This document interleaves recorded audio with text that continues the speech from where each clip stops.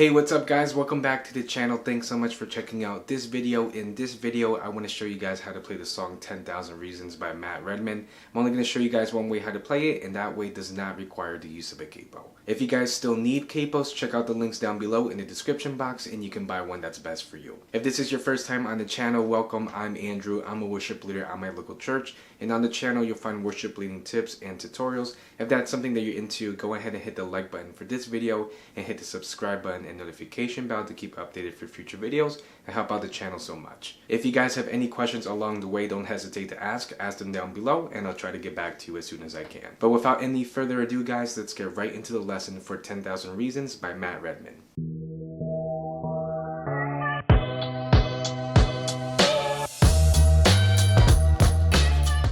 Alright guys, so 10,000 Reasons by Matt Redman is originally in the key of G. The tempo is about 72 beats per minute and the time signature is 4/4. And like I mentioned before, we won't be using a capo for this lesson, but before I show you what chords we'll be playing, I want to show you the strumming pattern first. The strumming pattern that we'll be using will remain consistent throughout the whole song and with pretty much each section of the song. The strumming pattern that we'll be using will go something like this. It's going to be down, down, up, down, up, down, down, down, up. That strumming pattern again will be down, down, up, down, down, down, up. And what I'll do with the strumming pattern is I'll play it at full speed and then I'll slow it down right after. This is the strumming pattern at full speed.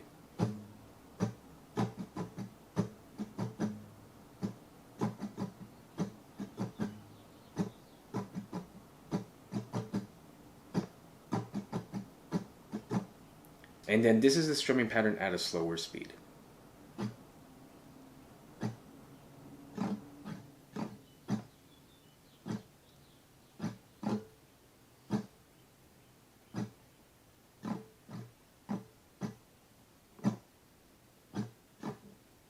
If you struggle with the strumming pattern, no worries, just try your best, keep practicing it, and you'll get it. So now that we have the strumming pattern down, I can show you what chords we'll be playing. We're going to be playing in the key of G like I mentioned before, and we'll be using a total of 4 chords within the key of G. The chords that we'll be using for the whole song will be as followed. It's going to be a G chord, D, you can use your standard D major chord or a D sus chord, which I'll be using for this lesson. We'll also be playing a C chord. I'll be playing a C add 9 for this lesson. And then the last chord we'll be playing will be an E minor or an E minor 7. So to start off the song, Matt Redman goes directly into the chorus. And for the chorus, we will play the following chord progression. It's going to be a C chord, G, D, E minor. That's the first line of the chorus, and then we're going to go into the second line, and that second line will be a C chord, G, and D. The third line of the chorus will start with a C chord, E minor, C, and then quickly to a D chord, and then also quickly into an E minor. That's the third line. And the last line, which says I worship your holy name, will be a C chord, D, and G. And we'll play that chord progression once for the chorus. The chorus will go something like this. Bless the Lord, oh my soul.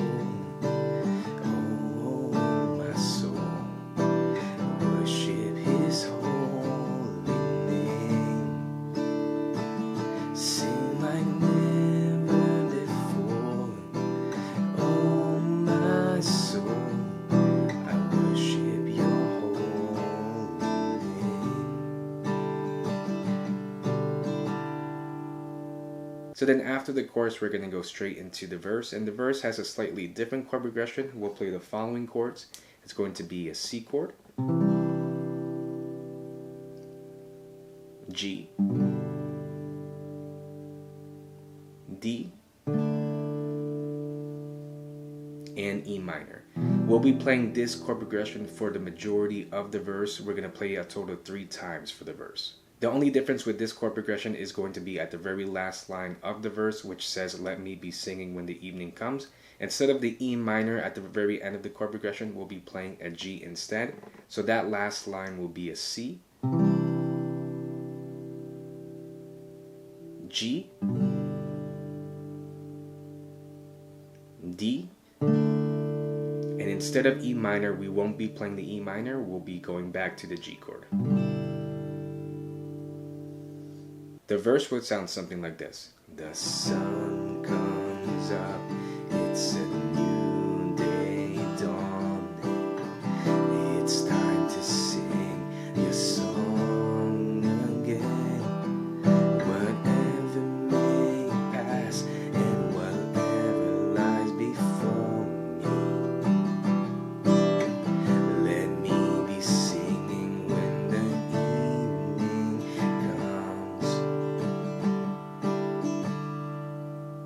So then after the verse, Matt Redman goes back into the chorus, and when we go back into the chorus, it's the same chord progression that we learned before, so no changes there. And so then after that, Matt Redman just goes into different verses. He sings different lyrics, but the chord progression for the following verses will be the same. So we're pretty much throughout the whole song just going back and forth between 2 different chord progressions, the chord progression for the chorus and the chord progression for the verses. And so to ultimately conclude the song at the very end, we can go ahead and play a G chord.